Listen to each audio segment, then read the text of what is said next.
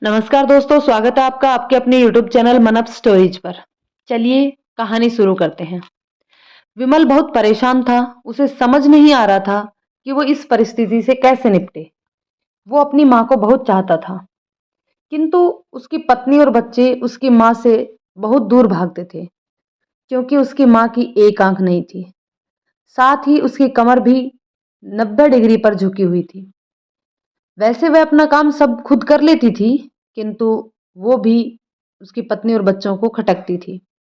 दादी, आप ऊपर के कमरे में जाओ, मेरे दोस्त आ रहे हैं, विमल के बेटे अखिल ने बड़े बेरुखे से कहा। पर बेटा, मैं तो यहाँ दूर बैठी हूँ, विमल की माँ ने बहुत ही प्यार से कहा। नहीं, आप उनके सामने मत रहो, वो मुझे चिढ़ाते हैं, अखिल ने जोर से डांटते हुए कहा। क्या हुआ अखिल, क्यों चिल्ला रहे हो?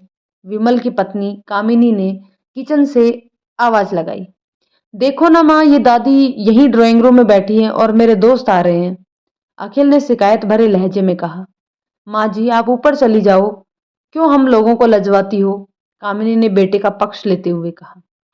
बेचारी सरस्वती चुपचाप उठकर जीने के सहारे ऊपर जाने लगी। कमर झुकी होने के कारण उन्हें ऊपर चढ़ने में कुछ परेशानी हो रही थी, किंतु वो पूरी ताकत से ऊपर के अकेले कोने में बने कमरे में जाकर बैठ गई। विमल बाजू के कमरे से सब सुन रहा था। उसे कष्ट हो रहा था कि उसकी मां को अपमानित होना पड़ रहा है, किंतु वो असहाय था। अगर वो कुछ कहता तो पत्नी और बच्चे उनका विरोध करने लगते। दूसरे उनके तर्क भी सही लगते थे, क्योंकि वो एक प्रशासनिक अधिकारी था। उसका सामाजिक स्तर बहुत ऊंचा था। उसके ससुराल भी एक ऊंचे घराने से थे। अतः वह चुपचाप इस तरह हर दिन अपनी मां को अपमानित होते देखता रहता था। रात को विमल की पत्नी ने कहा, देखो जी, अब कुछ करो। कल कलेक्टर साहब की पत्नी आई थी। माँ जी अपनी देसी धुन धारा में उनसे मिली। मुझे बहुत शर्म आ रही थी बताते हुए कि ये मेरी सास है। मैंने कह दिया कि दूर की रिश्तेदार हैं, इलाज कराने आई हैं। विमल को रोना आ गया, किंतु फिर भी वह चुप रहा। उसे समझ में नहीं आ रहा था कि वो क्या करे। अपने बेटे की मनस्थिति को सरस्वती अच्छी तरह से जानती थी, और बेटे को कोई कष्ट ना हो इसलिए वो हर बात को चुपचाप सह लेती थी। विमल बहुत उदास रहने लगा। एक तरफ परिवार और सामाजिक स्तर पर जीने की प्रतिस्पर्धा थी, और दूसरी तरफ माँ। आखिर माँ से अपने बेटे की यह हालत देखी नहीं गई। एक दिन उसने अपने बेटे से कहा, विमल, बहुत दिन हो गए, मैं अपने गांव जाना चाहती हूँ, मुझे वहां पहुंचा दो। मेरा यहां मन नहीं लग रहा। किंतु माँ, वहां तो कोई नहीं है, तुम्हारी देखभाल कौन करेगा? विमल ने आश्चर्य से पूछा। अरे, सब गांव वाले हैं तो, और वो तुम्हारे मामा जी उसी गांव में रहते हैं, और फिर हम सारी व्यवस्था कर आएंगे ना। कामिनी को तो जैसे मन की मुराद मिल गई हो। हाँ बेटा, बहू सही कह रही है, सरस्वती ने लंबी सांस लेते हुए कहा। विमल जानता था कि गांव में मां की देखभाल करने वाला कोई नहीं है, लेकिन अपनी पत्नी की जिद के कारण वह अपनी मां को गांव छोड़ने पर विवश हो गया। मां को गांव छोड़कर आते वक्त उसे रोना आ रहा था, तब अपनी बेबसी पर गुस्सा भी आ रहा था, किंतु परिवार, पत्नी और समाज ने उसके इन मनोभावों को दबा दिया और वो सुकून सा महसूस करने लगा। कुछ दिनों के बाद उसके चाचा, जो अमेरिका में रहते थे, आने वाले थे।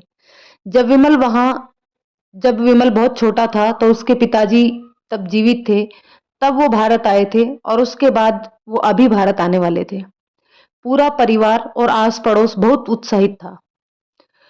अमेरिका से विमल के डॉक्टर चाचा जो आने वाले थे, डॉक्टर रमेश ने जैसे ही घर में कदम रखा, सबने मिलकर बहुत उत्साह से उनका स्वागत किया। क्यों विमल, भाभी नहीं दिख रही, कहाँ है? डॉक्टर रमेश ने उत्साहपूर्वक पूछा। जी, वो गांव में रहती हैं, यहाँ उनका मन नहीं लगा, कामनी ने सपाट लहजे में उत्तर दिया। डॉक्टर रमेश ने विमल की ओर देखा तो विमल ने अपनी आंखें झुका ली। डॉक्टर रमेश सब समझ गए। बोले, कल हम भाभी से मिलने गांव चलेंगे, सब लोग। दूसरे दिन सभी लोग गांव के घर में पहुंचे। देखा कि सरस्वती को बहुत तेज बुखार है और वो पलंग पर असहाय पड़ी है। डॉक्टर रमेश दौड़कर सरस्वती के पास गए, उनके पैर छूकर रोने लगे। सरस्वती की यह हालत उनकी कल्पना से परे थी। वाह बेटा विमल, तूने तो नाम उजागर कर दिया।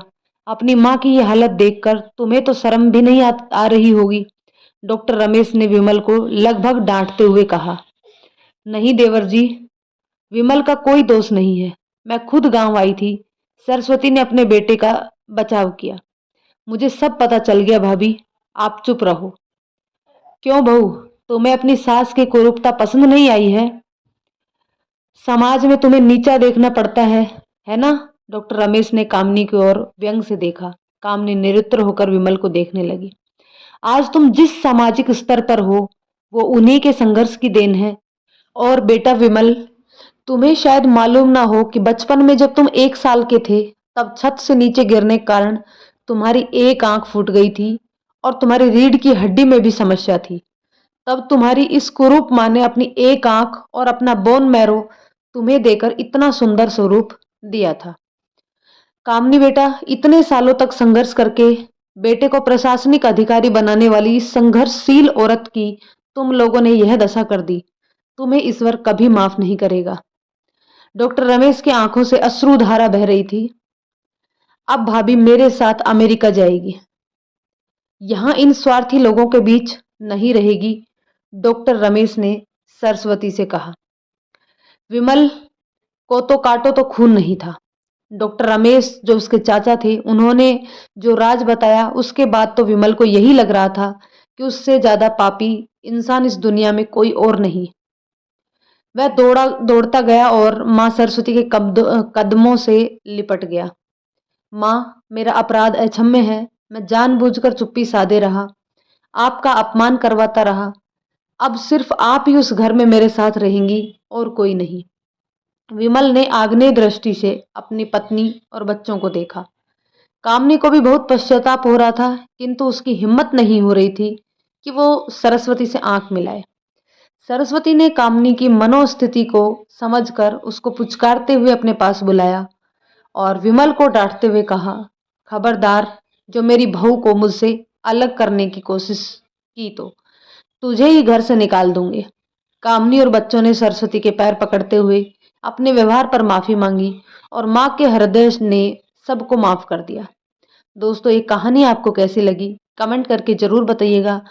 क्या दोस्तों, समाज अपने माँ बाप से ज्यादा बढ़कर होता है? क्या अपना सामाजिक स्तर इतना ऊंचा उठ जाता है कि उसके आगे माँ बाप भी फीके लगने लगते हैं? दोस्तों, यदि कहानी आपको पसंद आई हो तो लाइक शेयर करें। चैनल पर नए हैं तो चैनल को सब्सक्राइब जरूर कर लें। धन्यवाद दोस्तों।